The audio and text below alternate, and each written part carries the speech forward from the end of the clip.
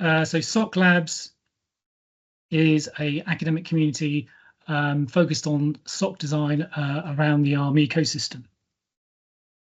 I sort of briefly want to sort of touch on the sort of need for, better design. I think there are a lot of issues in the world in terms of complete lifetime of products and how we need to improve our design such that we can accelerate our research and innovation to solve some of society's biggest problems. And how we can get around doing that is to engage more broadly in sort of global collaboration, and specifically in this aspect, how we create global collaboration around the design process. So I think both the open source community in software and growing in hardware has found that community-centric type forms of design are really helpful in terms of how we solve problems and learn faster, grow our skills more quickly by collaborating with other people on shared projects. So one of the things we want to try and do is create centers of gravity around reusable design assets, and I'll go on to explain some of the reusable assets that we're developing around ARM IP. Again, I think Becky's very clearly laid out how ARM has developed a lot of reusable assets around the ARM core IP that makes it quite easy to adopt. And we're just extending that on to focus around the academic community's needs. So I find a lot of times, when we're in isolation, we repeat a lot of the basics of SoC design. And what we really need to do is focus more on the unique research challenges we've got and try and make the design process a lot easier. So that's what we're trying to do. And again, open source projects allow us to scale and have greater impact than we would as individuals or academic institutions. Another key driver is what we want to do is to expand the number of academic institutions that can actually produce ASICs. Luckily at Southampton, we've got a track record of producing tape outs, but we'd like more institutions to be able to do that. So what can we build on? Well, as academics, we're really good at publishing our outputs, leveraging both open and IP that can be licensed. So again, picking up on the good activity of ARM, but also on the EDA tool providers. And I think community projects also motivate both seasoned academics and certainly new students. What's our challenges? What we're not very good at?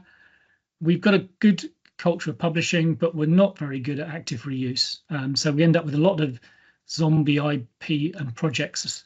And what we really need to do is try and break down some of these isolations and try and get us to share more early on the core challenges of design, while still allowing us our unique research aspects and focus.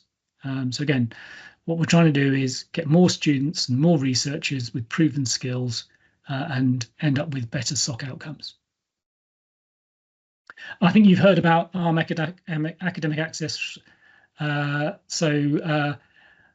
As I said, it's one of the world's largest ecosystems, and I think the change in terms of ARM providing us with full access of IP and easy licensing is very significant. The real issue that I've been working with ARM for is how do we make that more easily adoptable for an academic purpose? So what we're trying to do then is take these core systems and ARM IP and enhance them specifically towards the academic process. So, what are the things that we're doing in academia that we all share and need to do, such as, making sure we've got really good measurements out of our experiments, and then building those into the core IP subsystems so that all academics can get these assets very quickly. One thing that industry is very good at is building projects that are repeatable and have great verification assets. And one of the things you heard from Becky earlier is building on the ARM IP means you've got pre-verified IP. But academia is pretty poor at producing verification assets. And so as we extend those core ARM IP, we need to also extend and build the verification assets. And that's a key thing we're trying to do in some of our projects. And then clearly bring all that together such that people can easily access that knowledge and take part in the co-design activities.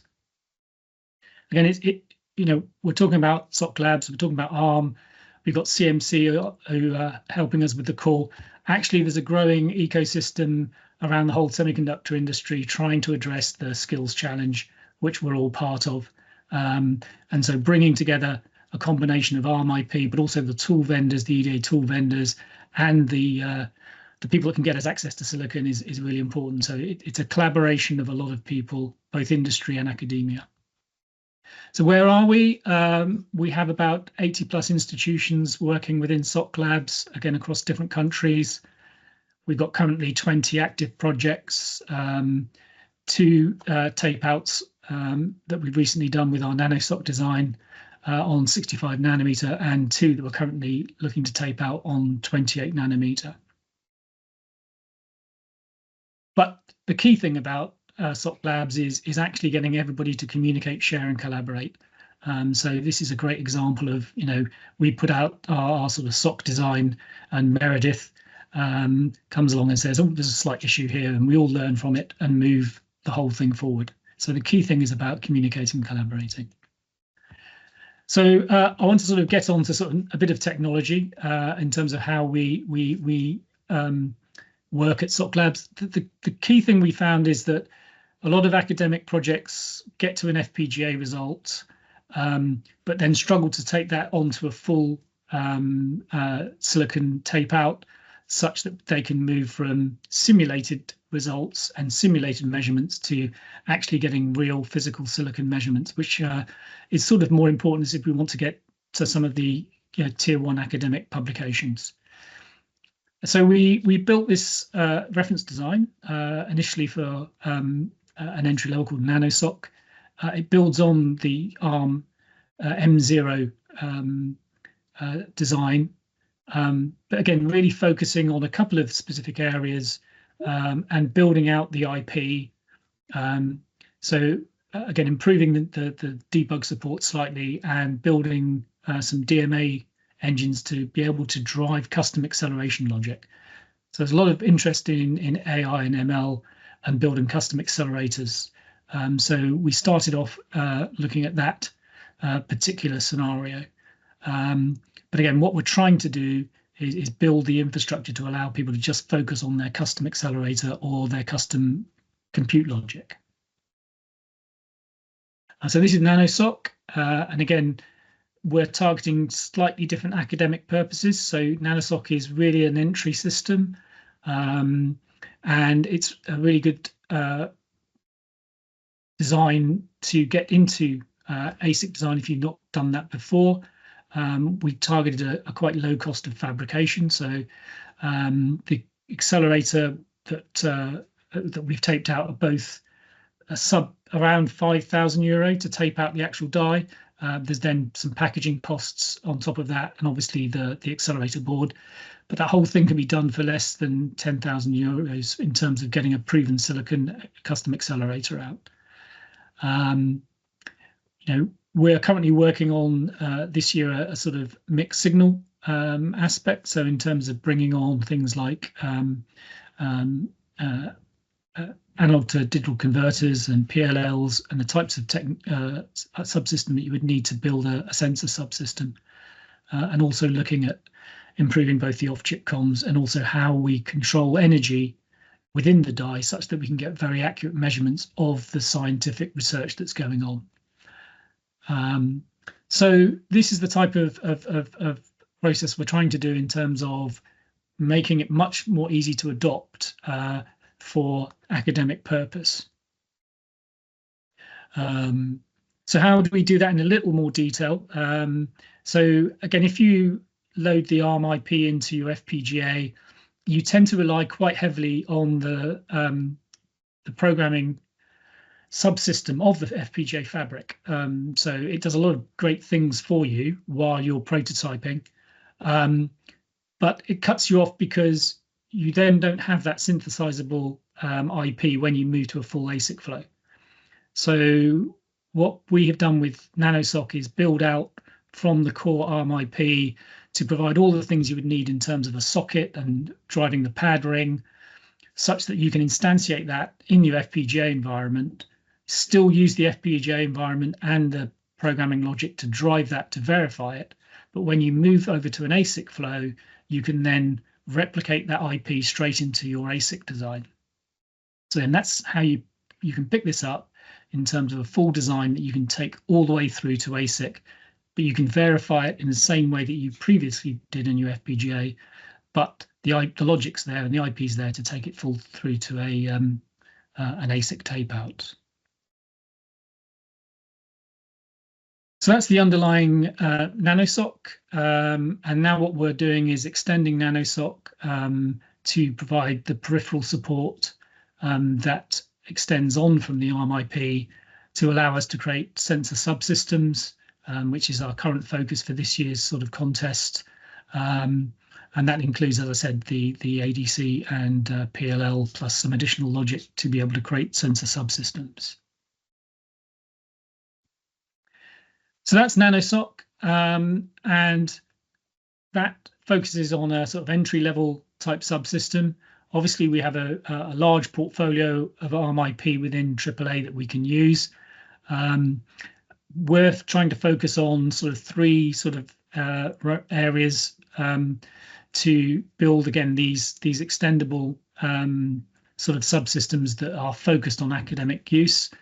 So an A-class full system for full screen video and a mid-range system that would be good for sort of things like sort of RF or things with low latency.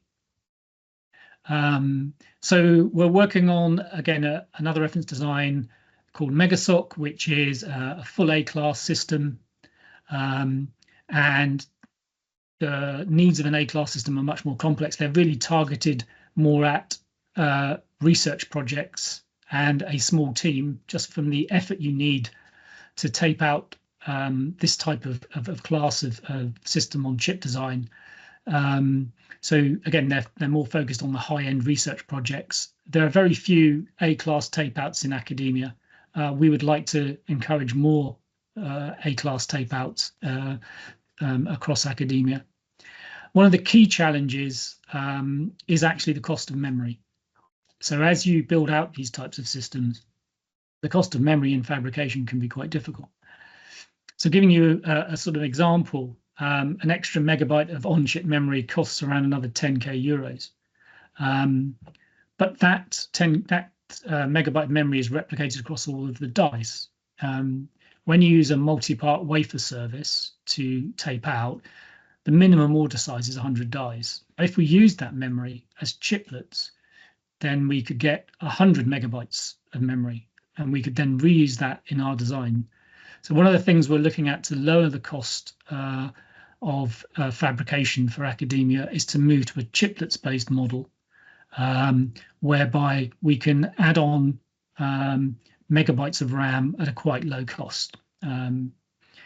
Another part of the project is we're working closely with Synopsys, and Synopsys have provided to SoC Labs their silicon lifetime monitoring, which will allow us to really understand the thermal and power consumption of the device over time, and that will also be embedded in our chiplet-based infrastructure. So these are the types of things we're working on to, again, look at the problems that academia face that, say, industry doesn't face. So again, cost of fabrication is something that's really critical to academia. So tailoring our reference designs towards an academic need. And then in the middle, between the top end and the bottom end, we're looking at a thing called milliSoC. And here the focus is on low latency. So a number of problem spaces where real-time low latency is critical to the application. So there are groups of people in academia who are looking at, say, RF or LiDAR or radar techniques, where low latency is really key in terms of combining both the sensing side and the future sort of AL, ML understanding of whatever data that they're collecting. So again, we've got a initial reference design that is sitting in that middle space, which will either use the ARM provided IP of the M55 and ethos to do that real-time AI ML, or if somebody thinks that they've got some custom compute in that sort of domain, then we can use an R-class processor. So with the 3, we're taking basically an entry-level system where normally you've got a bare metal type infrastructure for your software, a middle ground where you're looking at low latency and a real-time operating type model, and then an A-class high-end where you've got a full Linux stack with collaboration between the CPU and the custom accelerator. So those are the 3 sort of technical infrastructures. So now what I want to take on is given all that extended IP, how do we get on to sort of working with collaborative projects across academia? So we have 3 types of projects. Obviously, they are active projects that we're working on. Once they get finished, they become case studies that everybody can use. And then the other thing we're really trying to do that's different in academia is trying to get ourselves to share what we're doing earlier. And this is not to give away our magic idea we had in the bath to get our research outcome, but to share what the problem space is for all of the bit that's reusable. So we don't expect our academic projects to sort of suddenly say, look, this is what I'm working on, because they want to keep that for when they publish their paper. But if they can say, look, I'm working on a real-time application space and these are all of the generic design challenges, then we can collaborate early on those. So that's what we're really trying to do, is get people to share early what their reusable challenges are. So that's how it works. Communities can request new activities. I'm particularly interested in a particular area, and then we trace them through and then publish them to the outside world. So how do we go about growing the number of projects we're working on? Obviously, people can do, as they do, an open call. They can come along at any time and create a request for collaboration. But we run regular design contests, and we try and support those with both tape-out support and also trying to help conference participation. So again, one of the things we're doing is working with the conference providers to say, look, at some point we should have little zones where we're talking about pre-published work. How do we get together and collaborate, as well as publishing our outputs? And we sponsor people who are working in SoC Labs to go to conferences and participate. Our design contests, we run into sort of 2 tracks, and they sort of reflect the sort of academic need, just as our design references do. The sort of hardware track is really around the sort of more traditional research area, where I am looking to drive some scientific advancement, create something novel. And it's really around the hardware being the interesting point, and how we would assess how well you're doing in the contest. And then we have an educational track, and here you don't have to have a novel idea or anything new. It's really about building capability across the academic community in terms of design skill and also the ability to get fully way through to tape out. And here we're really interested in your learning journey. So again, a PhD student could pick up nanoSoC, create a custom acceleration for something that's well known in the early part of their PhD, and just build the skills and capabilities. So that's something that one of our own PhD students, Fanis, has done in one of the contests. So in his first year, he's already done a tape out, and then now he's going on in the rest of his PhD to work more in something that will be novel, but the outcome of that will be another die that will be taped out. So these are the two types of track we try and support.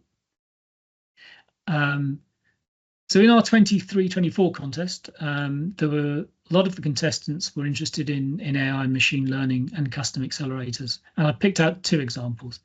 One I've just talked about, which was Fanis, who was a single PhD student, and he built his own KNN accelerator. So KNN is a well-known algorithm. And he plugged that into our nanoSoC design and took that all the way through to fabrication and a custom application. And Alex is going to show you that demonstrator in a little while. And at the other side of the spectrum, we have a team in Hyderabad that are building a very complex accelerator and an A-class where we have got multiple power and clock domains and is a very complicated SoC to build. And so that's the other end in terms of the hardware spectrum. So these are the two sort of types of things. One's a big research challenge. The other is just an educational example. In terms of our sort of current design contest for mixed signal, again, I've picked out three sort of examples. We've got several universities that are looking at health monitoring as a sort of space. And on the left, we've got Angela Ruskin University. They're using a quite popular framework for generating a custom accelerator. So this CERN-based system called HLS4ML allows you to go and create your model and then generates out of that a sort of Verilog that you can then synthesize. But the target after HMSL is only to the FPGA level. So again, we're extending that to then take that onto a silicon tape out using nanoSoC. In the middle, we've got a group of people that are focused on areas that suit the sort of milliSoC type model. So again, they're looking at the fact that on a car you have multiple radar, all of which are interfering with each other, and they're looking at how you deal with the interference detection between various radar systems. And so that fits into a nice custom signal processing model. And the real challenge is about data movement around the SoC. And on the right, we've got an example of a university. There are several that are looking at environmental monitoring. And this is a great sort of student project. So it's mainly undergraduates with an RA leading it. And they're using the nanoSoC reference design to create a collection of custom sensors that they're using for precision agriculture. So those are the types of projects. And again, we've talked about technology. We've talked about building projects. The next thing is you need to have a design flow to actually be able to sort of tape it out. So we try and explain all of the processes that you would go through from having your original design all the way through to tape out. And we're trying to build a set of example flows, working with the EDA vendors, so working with Synopsys, Cadence, etc., to help lower the barrier to entry for these and build the types of infrastructure you would need. So one of the things that industry does very well is maintain and organize projects. And in industry, a new SoC design tends to reuse quite a lot of the project infrastructure and the IP infrastructure from previous SoC designs. And in academia, we tend to start from scratch each time. So one of the things we're trying to do is again, build the project infrastructure, whether it is, Git repository, whether it is, constant integration and test. So build all that so that it can be easily adopted by academic groups. But also when you're building your project, what you really need is lots of understanding. And again, if you're in industry, you go and talk to some senior guy who's built 3 projects before and you ask him stuff. So we need to share examples across the community. So again, understanding, well, how much roughly would my area be if I wanted to tape out an A-class processor, or how much does the next set of cache cost? So again, people have been through. Trying to share a lot of this information in a really reusable way is important across the community. So for the higher level design flows, again, architectural and behavioral design, again, we all use sort of FPGA flows and FPGA boards, and we have virtualized those ourselves for SoC Labs. And again, we're trying to provide environments where you've got a continuous integration, continuous test model that can be picked up and adopted. But as I said earlier, we're also trying to make sure that the IP can be put into any of these virtualized environments in a way that can be taken through to a full tape out later on. So again, the example FPGA boards there mimic the type of resource you would need if you were going to do, a simple nanoSoC or a more complicated A-class processor. So again, by the time you need to simulate a whole A-class SoC, you need a quite hefty FPGA environment, such as a HAPS system. So all of these things, SoC Labs is there to help you size and develop. In terms of the sort of back end of flow, in terms of getting all the way to the tape out, again, we're trying to ease the adoption of that, solve all the problems that people fall over. So again, especially if it's your first time in terms of doing a tape out, and we're working with quite a few institutions who are taping out for the first time, they tend to trip over almost every hurdle. And what we're trying to do is give them the examples and simplify that model depending on whichever tool flow they try and pick up. So nanoSoC has been verified through a cadence flow, through a synopsis flow, and we're working through some open source flows as well to make sure that it's very easily adopted.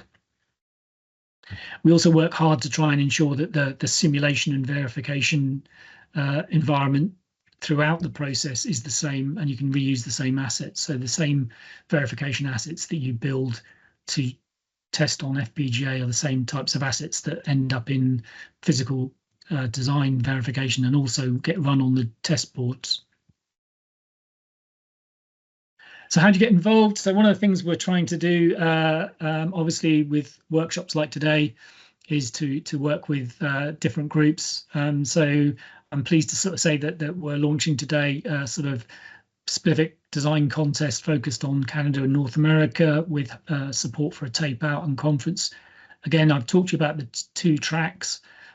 So we'll support both of those two tracks, whether it is a complex research challenge or whether you just want to get into because you've not been all the way through to a flow to an ASIC tape out before and you want to learn that experience, then we'll take you through the education track. The sort of current challenge that we have ongoing, if you would like to sort of use that as a basis, is, as I said, compute to solve real-world problems. So this is where we're looking at both analog and digital aspect. Again, we don't have a prescribed view of how much analog it is or how much digital bias is, or whether it's focused on the compute MLAI side or whether it's focused on the traditional analog sensor side. We don't mind which part of the challenge you're looking at. So, as I said, it could be, calibration, accuracy, noise, efficiency. Becky picked out an example where somebody was looking at the cybersecurity aspect. They were looking at, okay, what are the errors that can be driven or occurred in a, standard ethos accelerator. So again, there are lots of different ways you could look at understanding the problem space. And again, we don't mind whether the range is from a PhD who's looking at a single sensing to somebody who's looking at a complex parallel challenge for research. How do you get engaged? It's very simple. Go to our SoC Labs site, sign yourself up.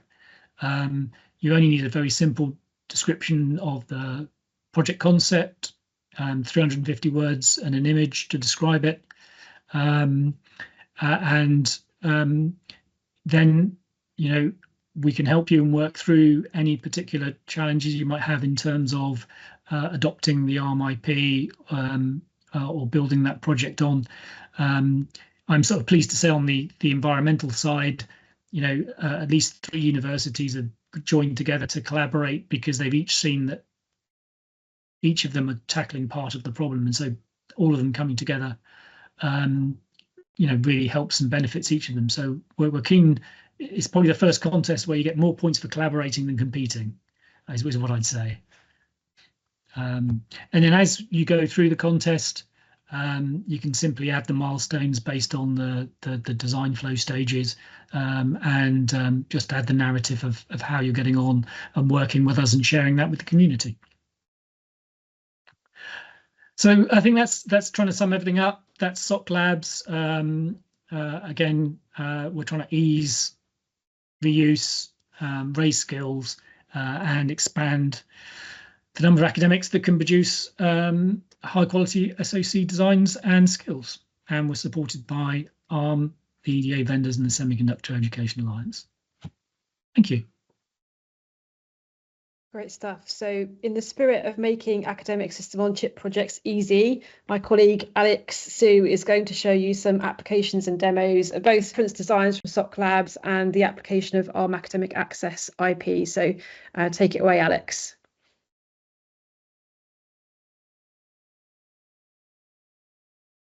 Hi, thank you, Becky. Thank you. My name is Alex from ARM Education team. In following few slides, we will show you some academic project and some infrastructure. In order to support academic developers to build your customer SoC more efficiently and without lower risk. So as Becky mentioned that in our AAA program, we are not only provide the processor IP, we also provide the cornerstone subsystem. And the cornerstone subsystem is the design for the foundation for ARM-based SoC, including a reference design for both hardware and the software, allow you to integrate ARM IP with the other peripherals, including the power, clock, debug, and some security infrastructure. Okay, this page shows the most common used ARM-based AI SoC configuration. And this starts from the simple Cortex-M based system. And you can design your customer AI accelerator connect to the Cortex-M microcontroller. Or if you need more computing power, you can move to the Cortex-A-based system. And the difference between the Cortex-M and the Cortex-A is that the Cortex-A, you may need to run the Linux software, so you need a high-speed DDR memory. And in the right-hand side is a reference for the heterogeneous based system. You can integrate your Cortex-A and your Cortex-M and your customer accelerator into a single SoC. So for the software development platform, once you have your idea, you can take a ARM virtual platform, virtual hardware to validate your target software. And with the ARM virtual hardware, you can run bare metal or Linux, and for the functional validation, and allow you to early bring up your firmware and the software. After you got the proof of your concept, you can move to design your RTL SoC, and you can put into prototyping your SoC using the FPGA prototyping system. This FPGA prototyping system is designed for the cycle-accurate performance analysis and also for benchmarking for your AI ML use cases. Because it's run much faster than the RTL simulation, so you can bring up your full OS software and run your real-world use case on the FPGA prototyping system. And after you go through the chip design and the verification flow and go to from the front end to the back end, and after 3 to 6 months, you can get your silicon. And with the silicon, you can run your target software, and you can measure your power and the thermal, and do the more precisely testing on your target software. So the first one we would like to introduce you is the nanoSoC silicon from the SoC Lab. John already explained, this is nanoSoC is an open source reusable SoC framework. It's designed for provide a simple microcontroller subsystem, support the teaching and the research for ARM-based SoC. So for this silicon, actually this is a Cortex M0 inside, and there is PhD student project. They design their own customer AI engine and connect to the MCU. You can take a reference from the CMS SDK to build your own SoC. Those are the AAA pre-verified IP. You can find the detailed documentation and the reference software. And on top of hardware, you can leverage from the CMSIS. The CMSIS enable the consistent and simple software interface to processor and its peripherals. So this is a hardware architecture and the corresponding the software stack from the security root of trust and the Cortex M and your customer accelerator. And top of hardware, you can build your firmware RTOS, and you can leverage from the ARM CMSIS and compile the library and the drivers, and build your target applications. So this is exactly the PhD student project leveraged from the nanoSoC reference design, face and classification AI SoC. You can see this is a customer AI accelerator connected to the SoC subsystem through the HB bus. So you can see this is the real demo. Let's push the start button and read the image from the memory. And after a few minutes, you can see the small image pop up in the 3x3 grid. And once the algorithm has run, you can see the result from the image classification for each image. So this is a real silicon project, take a leverage from the nanoSoC reference design.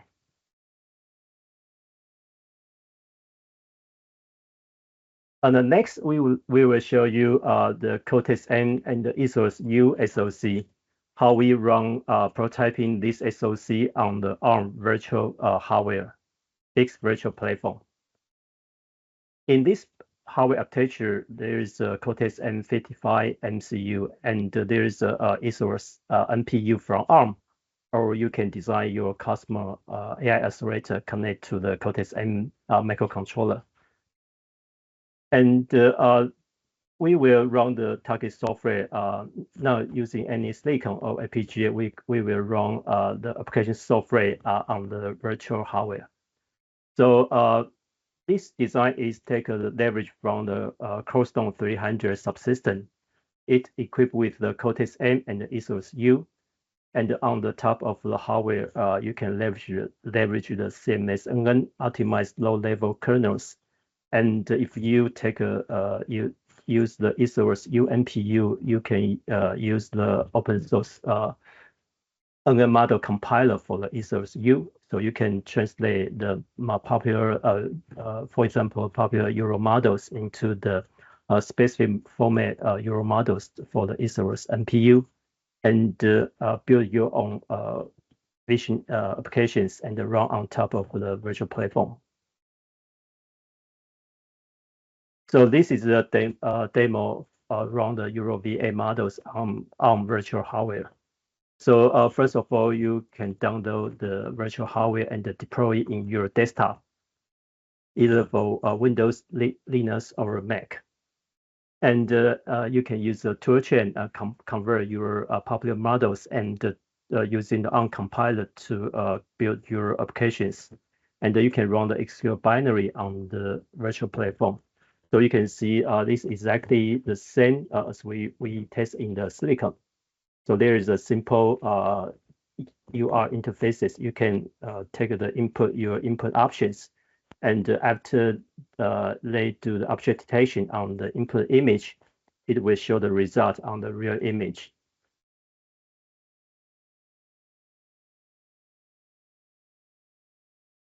So, and the next we will show you the Cortex A Linux capable SoC project. We have academic partners. They build the Cortex A based system. So there is in this system there is a Cortex-A application processor, and as John mentioned that there are many peripherals, including the high-speed memory controller and some peripherals. And with this platform, you can design your Cosmos AI engine or any hardware accelerator and then connect to the SoC subsystem. Actually, this is leveraged from the Coston 1000 subsystem IP. So in the right-hand side is the corresponding software stack from the root of trust and to the firmware virtualization, Linux software, and you can leverage the ARM compiler library and the drivers and run your target applications on the Cortex-A class SoC. So this is the SoC research platform from our academia partners.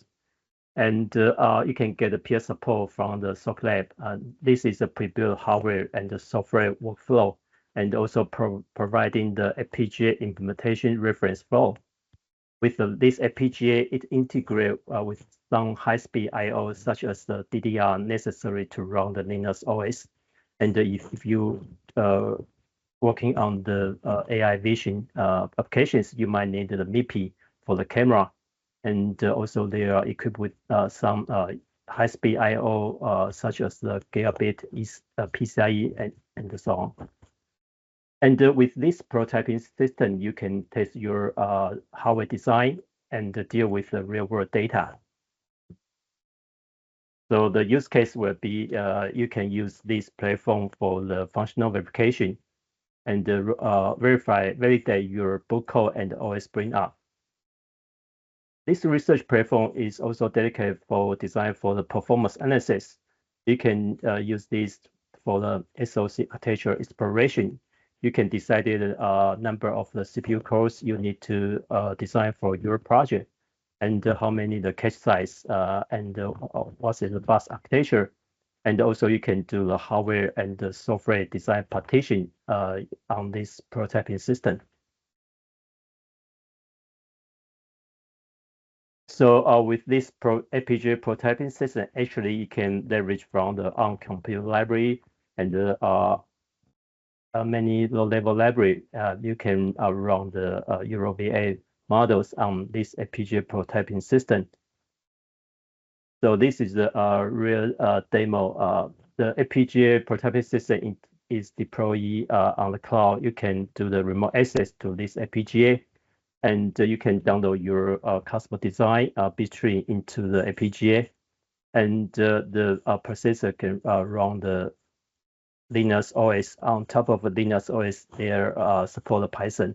With the Python, you can deploy the media pipe, EuroV8, and the other most common used software. Yeah, this is exactly the SoC research platform from our academia partners. Yeah, so you can take the image from the real camera and to run your the most popular AI models on the real data. Because it's with the internet, so you can probably connect to browse the video from the IP camera in the city and to do real test.